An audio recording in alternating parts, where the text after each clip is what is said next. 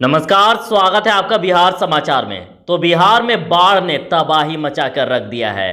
लोगों की जिंदगी बद से बदतर होती जा रही है। लोग परेशान हैं और जिंदगी भगवान भरोसे लग रही है और उनके दर्द को शब्दों में बयान नहीं किया जा सकता है। तो ऐसे में बिहार सरकार की क्या तैयारी है और फिर से अलर्ट जारी कर दिया है। खतरा अभी टला नहीं है, फिर से अलर्ट जारी किया गया है बारिश को लेकर। तो ऐसे ही खबरों पर बात करेंगे आज के इस वीडियो में। आगे बढ़ने से पहले आपसे अनुरोध है, कृपया वीडियो को एक लाइक अवश्य कर दीजिएगा। आपका लाइक करना ही हमारी मेहनत का फल होता है। आपका एक लाइक हमारे लिए बहुत ही जरूरी होता है। तो देखिए, बिहार में बाढ़ से 45 लाख आबादी प्रभावित हैं और 1,42,000 परिवारों को दिए गए हैं अभी तक 6-6 हजार रुपए की मदद।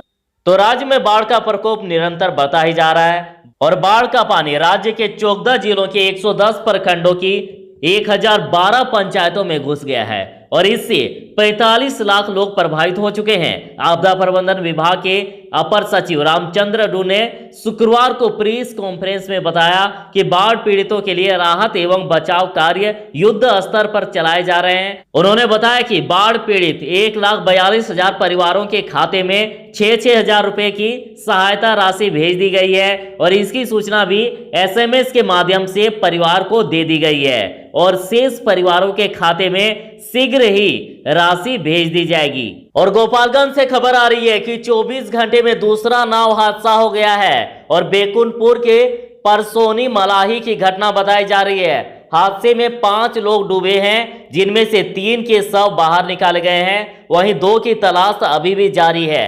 तो आपके गांव की, आपके शहर की भी खबर बताऊंगा। पहले ये रिपोर्ट देखिए। तो मुजफ्फरपुर में इंच इंच पानी बढ़ने से दहल रहा है लोगों का दिल और 6 इंच पानी और बढ़ा तो हो जाएंगे हालात 1987 जैसे।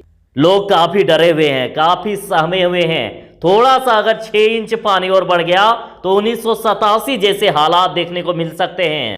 तो बूढ़ी गंडक ने अब अपना विकराल रूप दिखाना शुरू कर दिया है। नदी का पानी अब बांध को पार करने को आतुर है। इंच इंच पानी बढ़ने के साथ ही बांध किनारे बसे लोगों का दिल दहल रहा है और हाल ये है कि SSP आवास के पीछे के बांध पर बूढ़ी गंडक के पानी का दबाव काफी बढ़ गया है। बांध की सड़क में 10 से ज्यादा जगहों पर दरार पड़ गए हैं और उधर बांध पर दबाव बढ़ने व इसके काटे जाने के डर से दादर से लेकर मनिका मुसहरी तक स्थानीय लोग बांध पर हथियार के साथ पूरी रात पहरा दे रहे हैं और हालात इतना गंभीर है कि रात्रि में बांध के हाल का जायजा लेने जा रहे जल संसाधन विभाग के अधिकारी को बांध तोड़वा बताकर रोक खदेड़ दे रहे हैं। और देखिए, बाढ़ की और समस्याओं की स्थिति को माननीय पप्पू यादव जी ने अपने शब्दों में कहा है। तो मुजफ्फरपुर की नरकीय स्थिति के लिए जिम्मेदार माननीय की संपत्ति की होनी चाहिए जांच।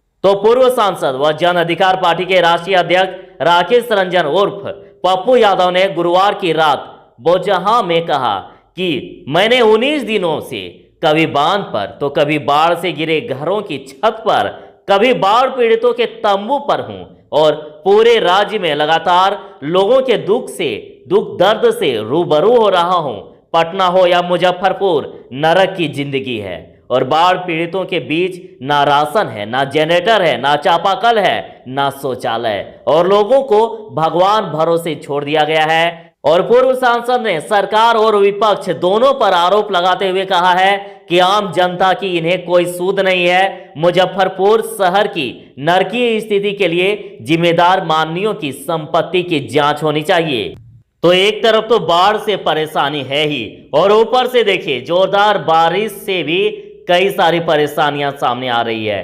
तो शुक्रवार को एक बार फिर से जमकर बारिश हुई और करीब 2 घंटे की हुई जोरदार बारिश के बाद नगर परिषद क्षेत्र के कई मोहल्ले जलमग्न हो गए और इस बारिश ने नगर परिषद क्षेत्र के अलावा आसपास के कई इलाकों की दशा और भी बिगाड़ दी है। महज 2 घंटे की बारिश के बाद पहले से पानी से घिरे इलाकों की हालात और भी बिगड़ गए हैं और बारिश के कारण नगर परिषद क्षेत्र की हालात और भी बदतर हो गई है। बस स्टैंड से लेकर जिला शिक्षा कार्यालय परिसर व सदर अस्पताल के इमरजेंसी वार्ड तक पानी भर गया है। तो दिन में बेचैनी तो खुली आंखों में कट रही है रात। कुछ तस्वीरें प्रोवाइड करवाई गई है प्रभात खबर के द्वारा। तो वैसे तो तस्वीरों में कुछ दर्द आपको दिखेगा, लेकिन इनके दर्द को शब्दों में नहीं बयां किया जा सकता है। तो देखिए, ये तस्वीर है दरभंगा के बाढ़ के पानी में घिरे लोग, आप देख सकते हैं किस प्रकार से है। तो ये गोपालगंज में बाढ़ से घिरा गांव। तो इसी तरह से गोपालगंज के बरौली में स्टेशन पर लोगों ने ली है शरण। तो देखिए, जान जोखिम में डालकर लोगों की मदद कर रहे हैं लोग, सुरक्षित स्थानों पर जाते लोग। तो बाढ़ ने परेशानी बढ़ा दी है। गोपालगंज में बाढ़ के कहर ने भरभरा कर इनके घर को गिरा दिया और कहना है कि बाढ़ ने सुख चैन सब छीन लिया है। बाढ़ पीड़ितों का दिन बेचैनी में तो रात खुली आंखों में कट रहा है। तो देखिए, इनका कहना है कि इसी चौकी में खाते हैं और इसी में सोते हैं और यहीं सोच के लिए भी विवश। तो देखिए, कुशेश्वर नाथ की जरा एक कहानी। तो बाढ़ की राजधानी कहे जाने वाले इस क्षेत्र के लोगों की समस्या दिन प्रतिदिन बढ़ती ही जा रही है। घरों में बाढ़ का पानी घुसा हुआ है, सिर ढकने के लिए प्लास्टिक तान रखा है, सामुदायिक किचन से भोजन तो मिल जाता है, लेकिन शुद्ध पेयजल नसीब से ही मिल रहा है। बाढ़ के पानी से ही प्यास बुझाते हैं और इधर जलस्तर के एक बार फिर से तेजी से बढ़ने के कारण यहां परेशानियां और भी बढ़ गई है और इससे प्रखंड के सभी पंचायतों की स्थिति भयावह हो गई है।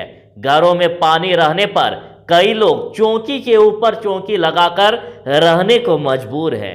और घर में बाढ़ के पानी में चौकी पर बैठे फगदोलिया निवासी महेंद्र राय ने बताया है कि बाबू, हमरा सबके देखे लेल क्यों नहीं आयल।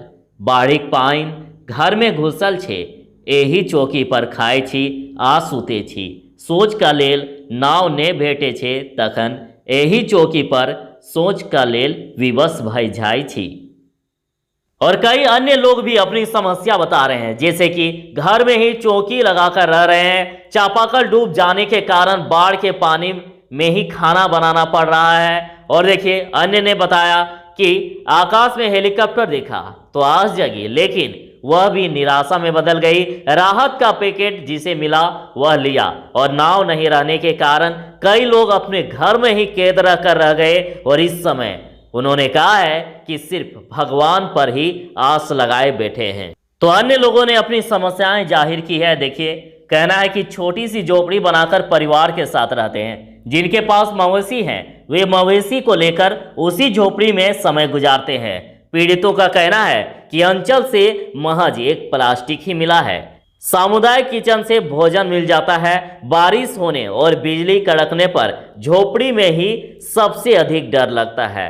मिट्टी के चूल्हे पर खाना बनाते हैं। जब बारिश होती है तो खाना बनाना भी मुश्किल हो जाता है। उस समय चूरा फाँक कर समय गुजारना पड़ता है। पदाधिकारी आते हैं तो सिर्फ आश्वासन देकर जाते हैं।